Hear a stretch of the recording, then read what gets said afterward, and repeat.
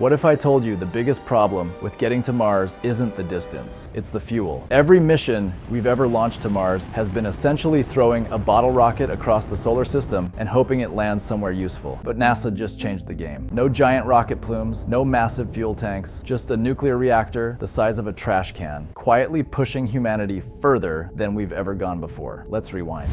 Because to understand why SR1 is such a massive deal, you need to understand just how absurdly difficult and expensive it currently is to send anything to Mars. Mars isn't just far, it's inconveniently far. And it moves. Earth and Mars only align in a way that makes missions remotely affordable once every 26 months. Miss that window, you wait over 2 years. No exceptions. The solar system doesn't care about your budget. And when you do get that window, the clock is ticking. You have weeks, maybe, to launch, which means everything has to be ready. The spacecraft, the payload, the trajectory. Every calculation has to be perfect before that window slams shut. Then there's the fuel problem. Chemical rockets, the kind we've used since the Apollo era, work by exploding propellant to generate thrust. Fast, violent, powerful, but brutally inefficient over long distances. To send 1 kilogram of cargo to Mars on a traditional rocket, you need to launch several kilograms of fuel just to move that 1 kilogram. The math is brutal. The more cargo you want to deliver, the more fuel you need, which makes the rocket heavier, which means you need more fuel, which makes it heavier again. Rocket scientists actually have a name for this nightmare. They call it the tyranny of the rocket equation. And for 60 years, we've been slaves to it. Think about how we move things on Earth. We didn't build bigger horses. We built trains. We built cargo ships. We built systems designed specifically for efficiency over distance. We've never really done that in space until now. NASA is currently developing something called Space Reactor 1. Or SR1. And the concept behind it is simultaneously ancient and revolutionary. At its heart is a compact nuclear fission reactor. We're not talking about a weapon. We're not talking about a bomb. We're talking about a controlled, steady release of energy. The same fundamental physics that powers nuclear plants on Earth. Miniaturized, hardened for space, and pointed at a very specific problem. That reactor generates electricity. And that electricity powers something called ion thrusters. Ion thrusters are fascinating. Instead of exploding fuel, they work by electrically charging atoms, usually xenon gas, and accelerating them out the back of the spacecraft at extraordinary speeds. The thrust they produce is tiny, about as much force as a piece of paper resting in your hand. But here's the thing, they almost never stop. A chemical rocket burns for minutes. An ion thruster burns for months. Weeks of gentle, continuous acceleration add up. By the time SR1 reaches Mars, it's moving efficiently, carrying far more cargo, using a fraction of the fuel a traditional mission would require. Think of it this way, a chemical rocket is a sports car. Explosive speed off the line, burns through a full tank in minutes. SR1 is a freight train, slow to start, never stops,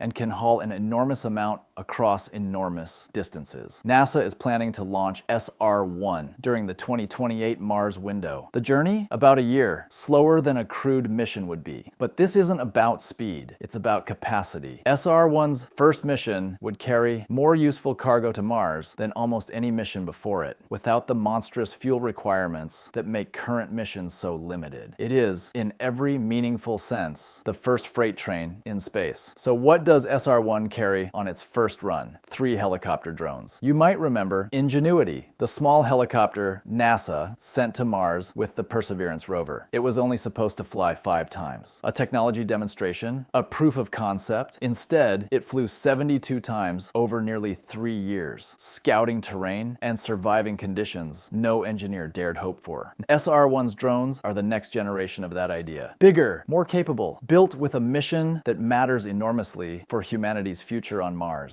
Mission 1. Find the landing zones. Before we send humans to Mars, we need to know exactly where they can safely touch down, and more importantly, where they can safely live. These drones will scout candidate sites with a level of detail no orbiting satellite can match.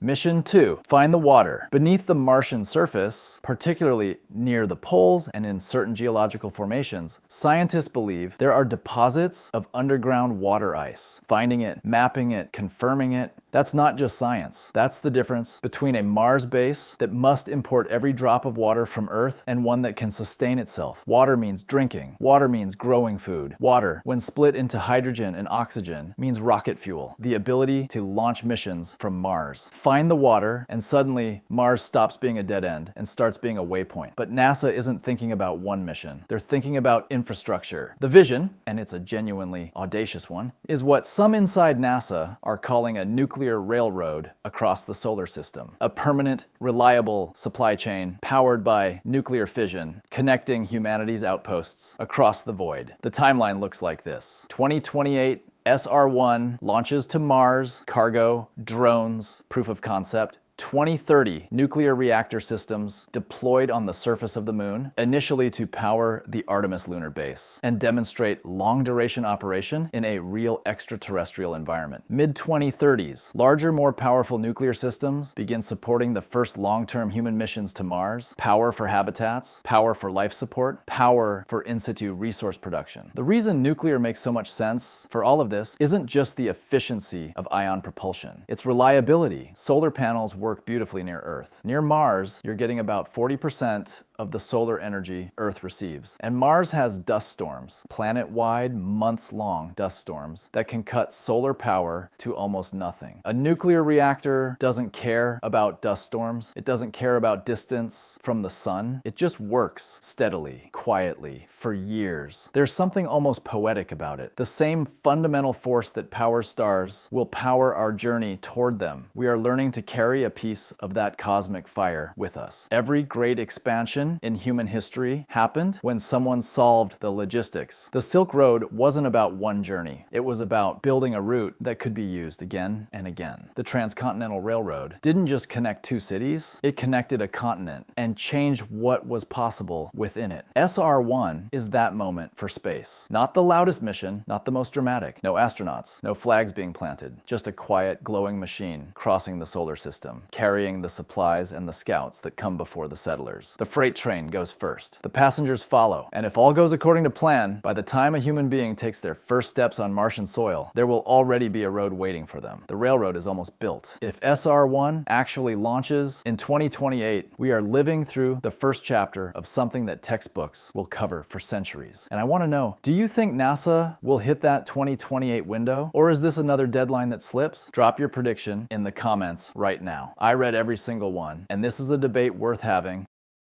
If you want to go deeper, there's a concept called NERVA from the 1960s that almost got us to Mars 50 years ago. And the story of why it was canceled is absolutely wild. That video is coming soon. And if this kind of content is what you're looking for, real science, real stakes, no fluff, subscribing takes 2 seconds, and it genuinely helps this channel keep covering the stories that matter. SR-1 is just the beginning.